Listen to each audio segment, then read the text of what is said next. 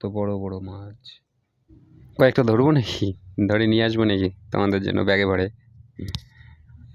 আর একটা ইনফরমেশন জানিয়ে রাখি, গুড মর্নিং সবাইকে। মেঘালয়ের পাহাড়ের কোলে আজকের ভিডিওটা শুরু করছি আমার টেন্টের ভেতর থেকে। কাল সারা রাত কাটিয়েছি এই টেন্টের ভেতর থেকে, মাঝে মাঝে হালকা হালকা বৃষ্টি, এরকম করে রাতটা কাটিয়েছি। তো ঘুম মোটামুটি হয়েছে। দেখা যাক তাহলে এখন টেন্টের বাইরে বের হই। আর ভোরের আলো কিন্তু এখন চারদিকে ছড়িয়ে পড়ছে, দেখাই তোমাদেরকে।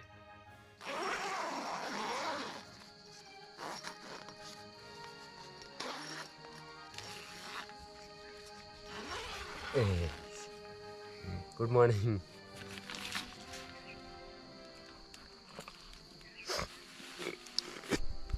এই হলো আমার কালকে রাতের বাসস্থান। এই যে টেন্ট,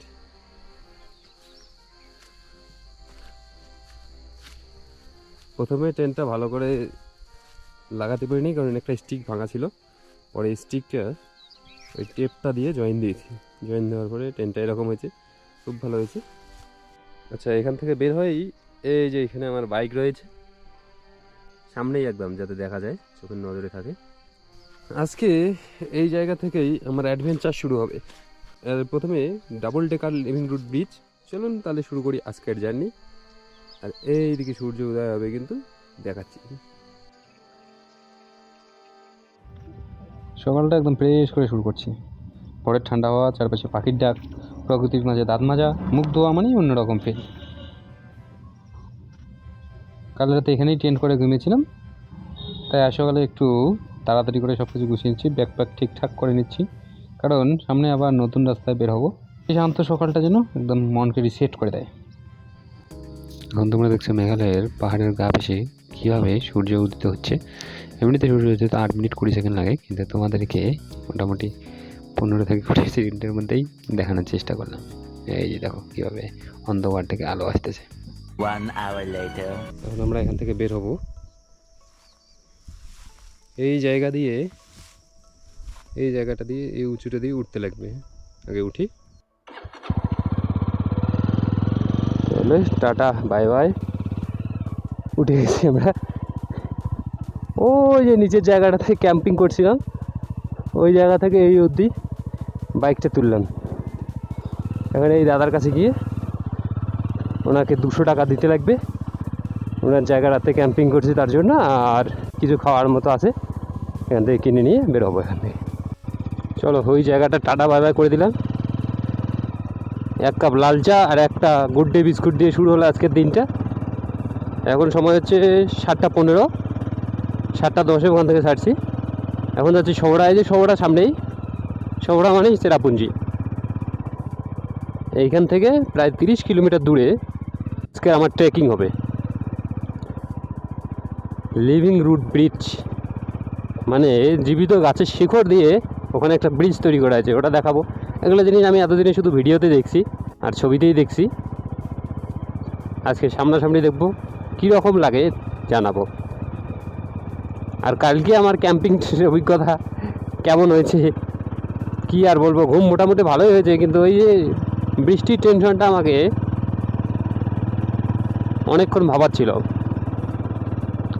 তারপর রাত্রি 12টার দিকে টেন্টটা যে একটা স্টিক ভাঙা ছিল, ওই স্টিকটা জয়েন দিয়েছি, জয়েন দিয়ে টেন্টটা একদম ভালো করছি, ভালো করে ঘুম গেছি। ভাবছি কখন বৃষ্টি আসলে আসবে, কিচ্ছু করার নেই। তারপর আর বৃষ্টি অবশ্য আসে নাই, একটু আধটু খালি শুরু হয়েই শেষ হয়ে গেছে বৃষ্টি। ওই দিক থেকে উঠতে লাগে আর এই দিক থেকে নামতে লাগে।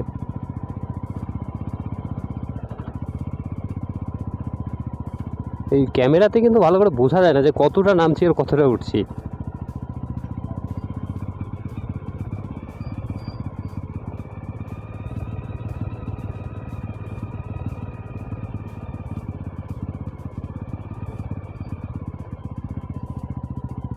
এই জায়গাটা কিসের জন্য জানি না বন্ধ করা আছে, ম্যারাথনের জন্য সম্ভবত। 15 minutes later. আচ্ছা, এইখানে হচ্ছে রাস্তাটা বন্ধ আছে, এই রাস্তাটাতে নিচে গিয়ে এই ডান দিকে যে রাস্তাটা গেল এটা দিয়ে যেতে লাগে, কিন্তু যেহেতু এখানে বন্ধ আছে এই জন্য দাদাদেরকে জিজ্ঞেস করলাম আর উপায় কী আছে, তো পারলো যে ওই দিকে রাস্তা আছে, ওই দিক থেকে বের হয়।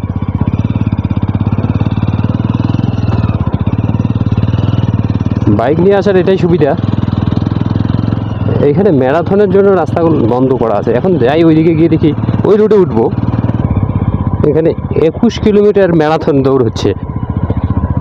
এই রাস্তাটা নাকি 12টার পর খুলবে, ম্যারাথন একদম শেষ হবে তারপরে। 1 hour later. এইখানে কিন্তু আপনাদের গুগল ম্যাপ কোনো কাজ করবে না।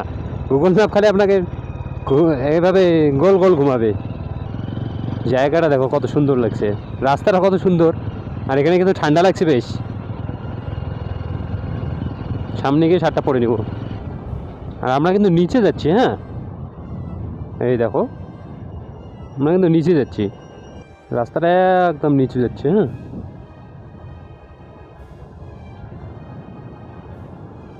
ও ফো, সামনে জায়গাটা দেখো। ও হো, দেখো জায়গাটা।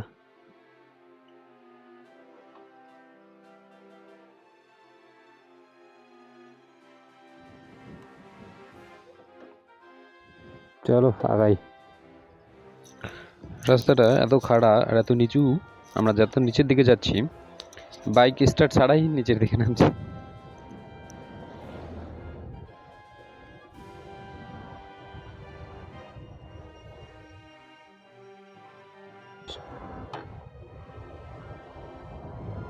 রোডটা কিন্তু খুব সরু, কিন্তু রোডটা কিন্তু খুব ভালো।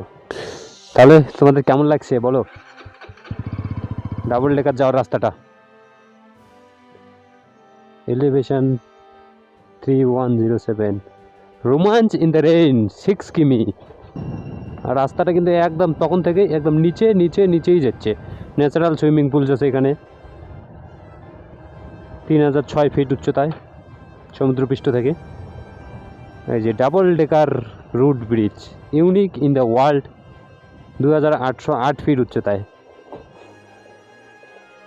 আস্তে আস্তে বাইক এখন বিনা শক্তিতে নামছে, ওঠার সময় পুরো শক্তি দিয়ে উঠতে লাগবে।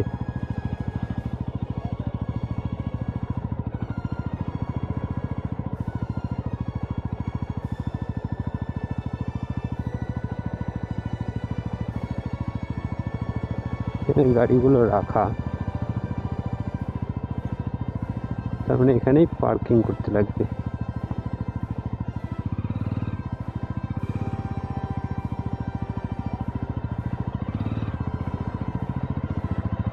এখানে পার্কিং।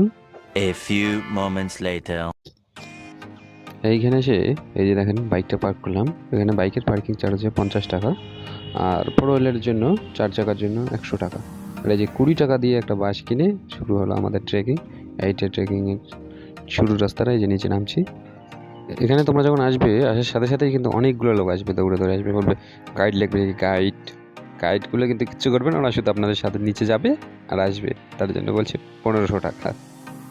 আমরা আর গাইড ফাইড নিলাম না, আমাদের গাইড ফাইডের দরকার নেই। দেখা যাক কোথায় কী হয়, আমার অভিজ্ঞতা শেয়ার করছি তোমাদের সাথে। 9টা বাজার কিছু মিনিট আগে শুরু করছি double decker living root bridge trek.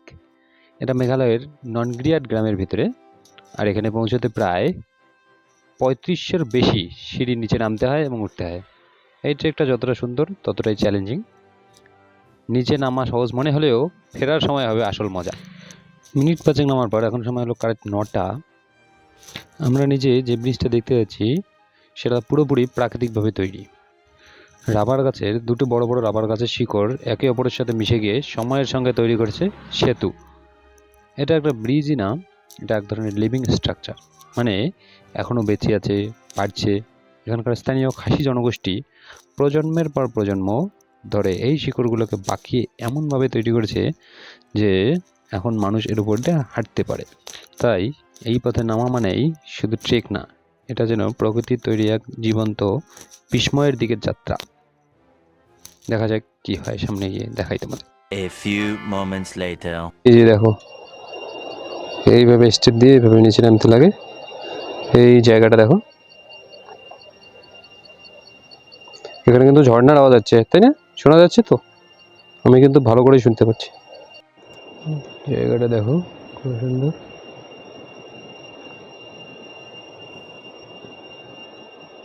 আর এইখান থেকে দেখো একদম সোজা নিচে নেমে গেছে সিঁড়িটা। এখানে ধরার জন্য জায়গা দিয়েছে এই জন্য এখানে সোজা নিচে নেমে গেছে।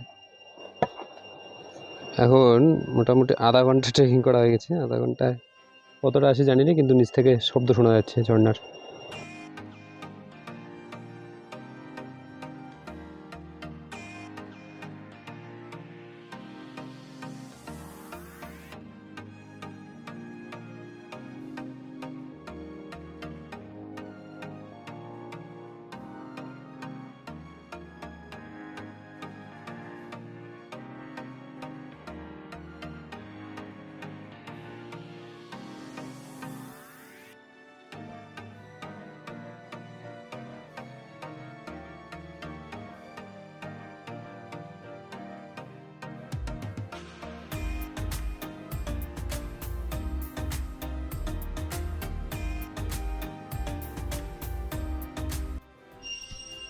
দেখো কিরকম খাড়া জায়গা দিয়ে নামতে লাগে।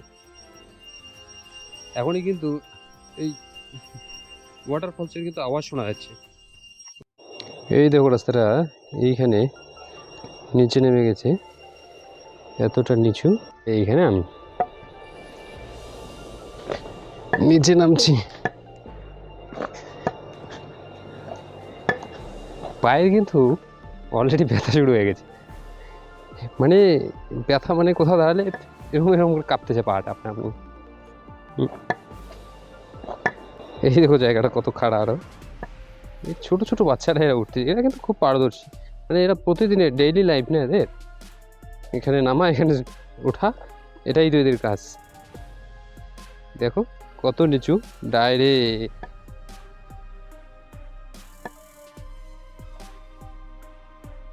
এইটাই তো অ্যাডভেঞ্চার। আচ্ছা তোমরা যদি মেঘালয়ে আসো, বিশেষ করে যদি মেঘালয়ে এসে চেরাপুঞ্জি বা সবরাতে আসো, এখানে কিন্তু আসবে, হ্যাঁ অবশ্যই। 20 কিলোমিটার সবরা থেকে। এই ট্রেকিং কিন্তু অবশ্যই করতে লাগবে সবাইকে।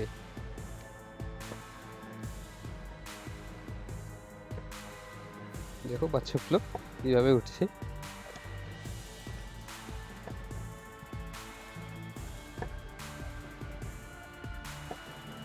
এরা কিন্তু কোনো রকম সাপোর্ট ছাড়াই উঠছে। আমাদের নামতেই সাপোর্ট লাগছে, উঠতে যে কী হবে। আচ্ছা একটা ঘটনা বলি। কলকাতা থেকে 8-10 জন দাদা আসছিল। ওরা এক্ষুনি উঠলো, এখনই আমাকে ক্রস করলো। ওদের যা অবস্থা দেখলাম ওদের উঠতে, ওরা বললো যে নামতে বেশি সময় লাগে না, ওরা রকেটের মতো করে নামছে। আমি তো নামতে এখনো 40 মিনিট নামলামই মাত্র, তারপরে এখনো কিচ্ছু হয়নি, পাইনি। ওরা উঠছে, ও আমাকে বলছে খালি কিচ্ছু হয়নি এখনো তোমার, খালি শুরু। ওদের সবার শরীর ভিজে গেছে, অবস্থা খুব টাইট। তাহলে কি হবে ভাবো। কিন্তু এটাই তো adventure. A few moments later. এবার অনেকটা জায়গা দৌড়ে দৌড়ে নামছি, কারণ আমাকে তাড়াতাড়ি করতে লাগবে, যেটাই করতে লাগবে।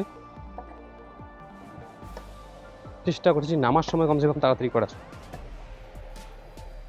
দেখো এত বড় পাথর, পাথরের নিচ দিয়ে আমরা যাবো।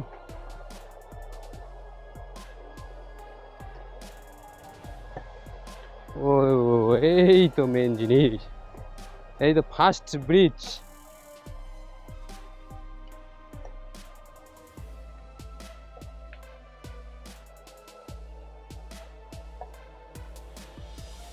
এই যে ব্রিজ,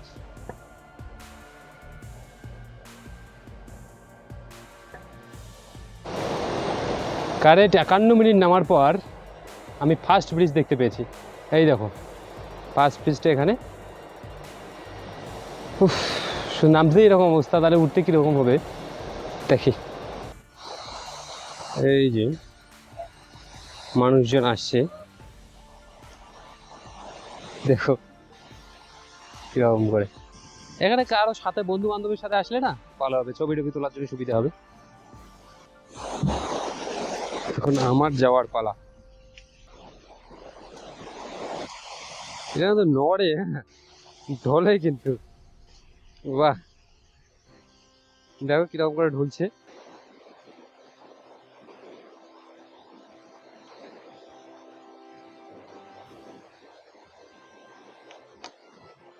এখন কিরকম করে ঢলে,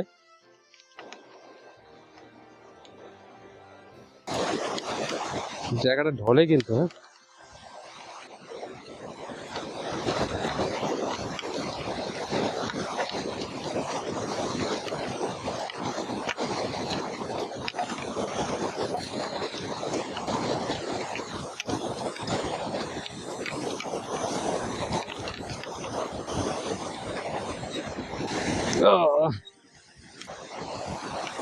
ঠিক আছে। এই পিছনে যে দাদাটা গেল, ওনাকে তাকে কত হরানো গেল, আর আমি কিন্তু ধীরে ধীরে যাচ্ছি, জুড়ে যেতে পারছি না, খুব ঢলে খুব ঢলে।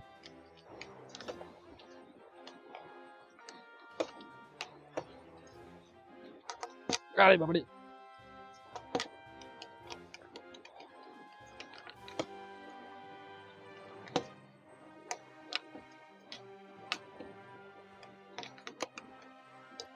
দেখো কি জোরে জোরে যাচ্ছে।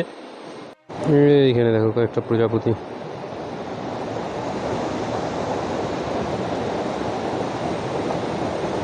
এটা ফার্স্ট ব্রিজ, ফার্স্ট ব্রিজের পর আবার উঠতে হয়। হ্যাঁ, এই দেখি কত দূর উঠতে লাগে। অনেকে এই ফার্স্ট ব্রিজ থেকেই ঘুরে যায়। এখনই দেখলাম তিনজন, দুজন মেয়ে একজন ছেলে, তিনজনেই ঘুরে গেল। আর যাবো না। 15 minutes later. এই যে একটু আগায় পেয়েছি সেকেন্ড ব্রিজ।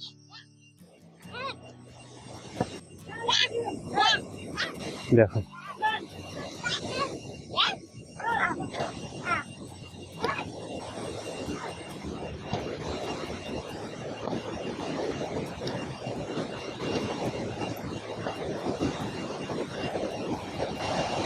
এই দিকটা দেখো, আর এই দিকটা দেখো।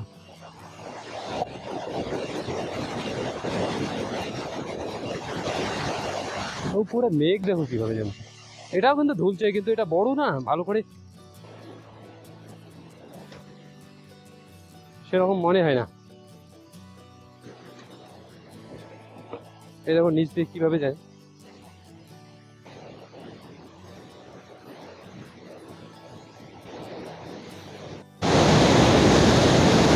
এখন পার করছি সেকেন্ড ব্রিজ। দেখো জলের স্পিড কেমন আর আওয়াজটা কিরকম।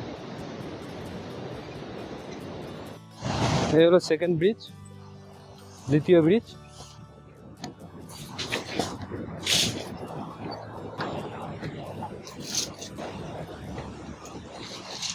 গাছও বেরোতে এখানে কোনো।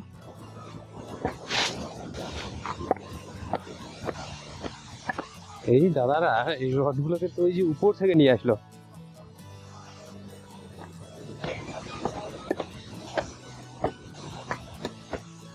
এই যে আবার চড়াই, চড়াইয়ের সময় কিন্তু অবস্থা টাইট।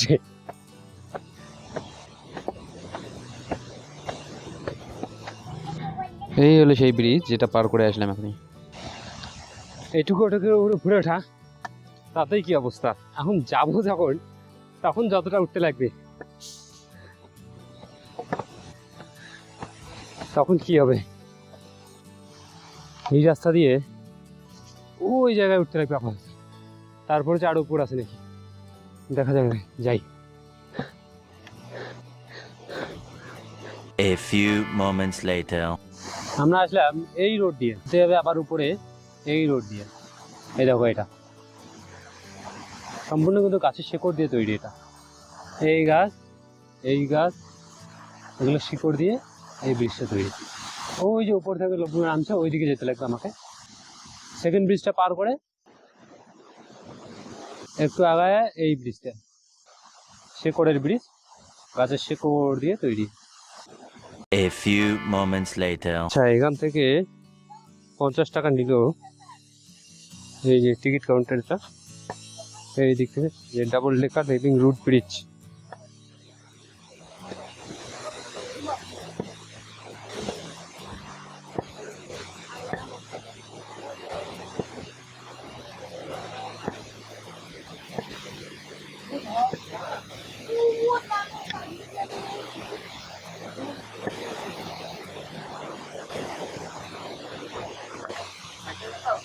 এই যে রুট দিয়ে ব্রিজ, মানে শিকড় দিয়ে ব্রিজ, আর এটা দিয়ে যাইতে লাগে আর এইটা দিয়ে আসতে লাগে, এই জন্য বলা হয় ডাবল ডেকার।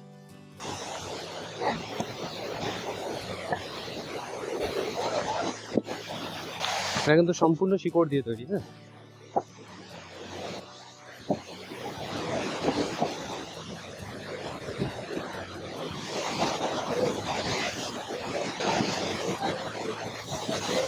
ডাবল ডেকার বলা হয়েছে এই যে উপরে যেটা দিয়ে আমি আছি, যেটা এখন এটা দিয়ে যাওয়া, আর এই যে নিচে একটা আছে এটা দিয়ে আসা, এই জন্য ডাবল ডেকার বলে। হ্যাঁ,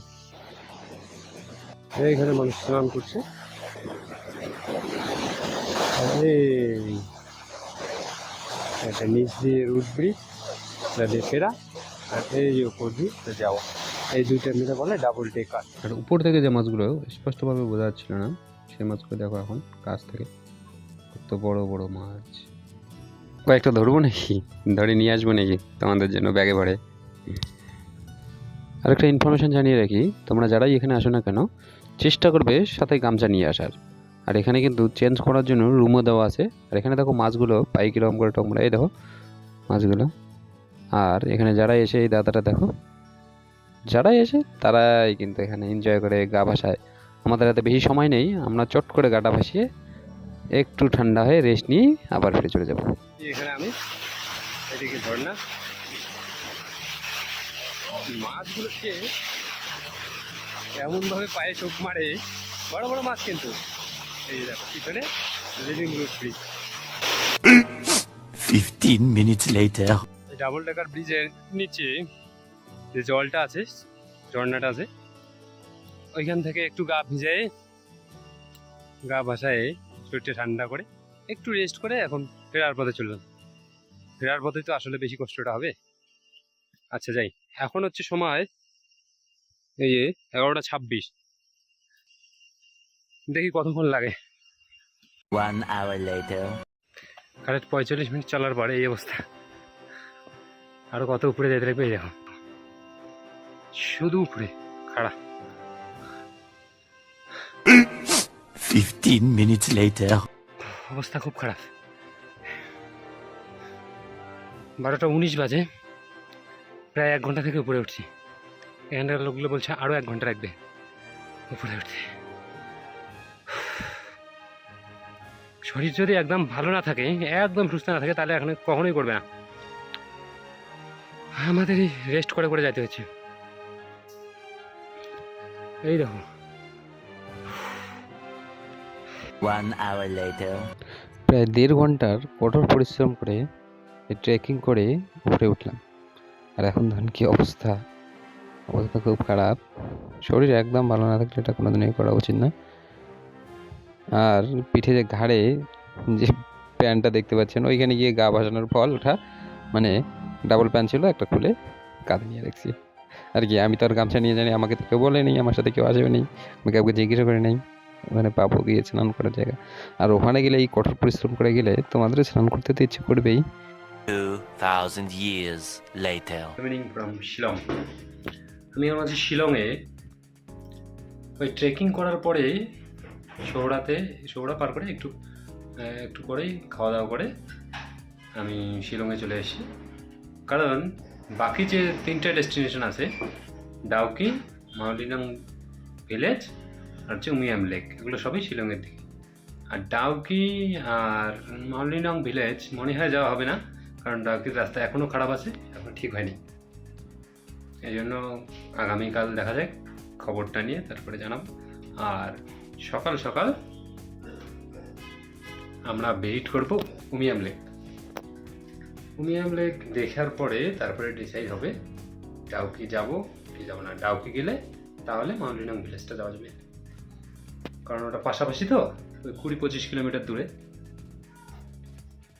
আর না হলে যদি ইনকেস খারাপ থাকে রাস্তা, তাহলে আমাকে সকালবেলা উমিয়াম লেক ভিজিট করে বাড়ি থেকে রওনা দিতে লাগবে। কারণ কালকে 28 তারিখ, আমি বাড়িতে বলে আসছি 28 তারিখে বাড়ি আসবো। সবাই জানে আমি 28 তারিখে বাড়ি আসবো। কালকে শুধু হচ্ছে দুর্গা পূজা, সেই উপলক্ষে কালকে যাবো বাড়ি। আর এইটা হলো একটা আলাদা রুম, এটা ইউথ হোস্টেলটা না। ইউথ হোস্টেলে আজকে প্রচুর ভিড়, একটা বেড নেই খালি। এইটা হলো একটা পুলিশ বাজারে একটা রুম, দাঁড়াও দেখাচ্ছি রুমটা। এই যে দরজা খুলেই এই যে এটা সিঙ্গেল বেড, একটা পরিষ্কার আছে, ব্ল্যাঙ্কেট দেওয়া আছে, যদিও আমার ব্ল্যাঙ্কেট আছে তারপরেও ওইটা ভালোই আছে, সুন্দর পরিপাট করা। কিন্তু রুমটা ছোট, এই যে আমার হেলমেট রাখা আছে, এখানে আলমারি আছে, আলমারির ভিতরে আরও একটা ব্ল্যাঙ্কেট আছে, আমি আমার জিনিস রাখছি, এটা কিন্তু ওদের ব্ল্যাঙ্কেট। এই যে জিনিসগুলো রাখা আছে এখানে, এদিকে বোর্ড আছে একটা, এই দিকে একটা বোর্ড আছে, এখানে আমি মোবাইল চার্জে লাগাইছি। দেখা হচ্ছে পরের ভিডিওতে, ততক্ষণ পর্যন্ত বাই। ভিডিওগুলো ভালো লাগলে চ্যানেলটাকে সাবস্ক্রাইব করে দেবে, ফ্যামিলি মেম্বারদের সাথে শেয়ার করে দেবে, আর একটা লাইক করে দেবে, একটা সুন্দর কমেন্ট করবে কোন জায়গাটা সব থেকে বেশি ভালো লাগবে সেটা বলবে। আর তোমরা কবে কবে আসছো সেটাও কিন্তু বলবে।